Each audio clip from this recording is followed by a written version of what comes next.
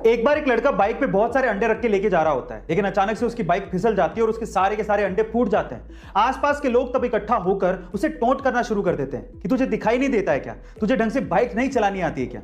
इतने में ही उस भीड़ में से एक बूढ़ा सा अंकल निकल के आता है और उस लड़के से कहता है कि बेटा तुम्हारे सारे अंडे फूट गए हैं, अब तुम अपने मालिक को क्या जवाब दोगे। चलो मैं तुम्हारी मदद करता हूं, ये मेरे पास 30 रुपए हैं, तुम रख लो।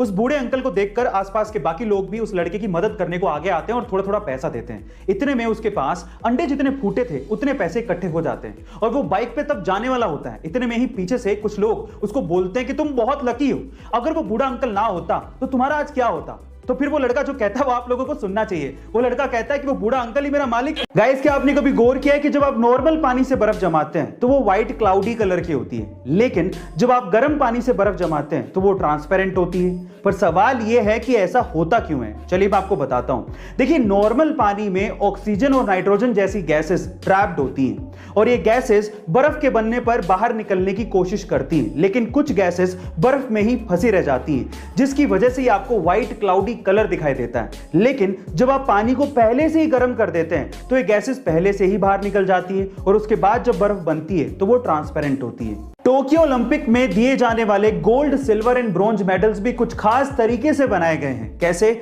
मैं आपको बताता हूं। एक्चुअली इसके लिए 2017 से ही एक कैंपेन चलाया गया, जिसमें वहां के लोगों को यह रिक्वेस्ट की गई कि अगर आपके पास पुराने इलेक्ट्रॉनिक गैजेट्स जैसे कि लैपटॉप, स्मार्टफोन्स हैं तो आप उन्हें डोनेट कर दीजिए। लोगों ने इसमें बढ़ चढ़ के हिस्सा लिया, जिससे 78,000 टन यानी कि लगभग 63 लाख से भी ज्यादा लैपटॉप्स एंड स्मार्टफोन्स इकट्ठे किए गए।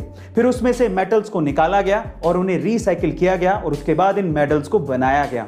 इस प्रोजेक्ट को टोक्यो 2020 मेडल प्रोजेक्ट का नाम दिया गया था। गाइस, क्या इसके पहले तक की इंफॉर्मेशन आपको पता थी? और अगर नहीं पता थी तो कमेंट सेक्शन में जरूर लिखिएगा और ऐसे अमेजिंग वीडियोस के लिए शेयर, सब्सक्राइब एंड लाइक। मिलता है अगली वीडियो में।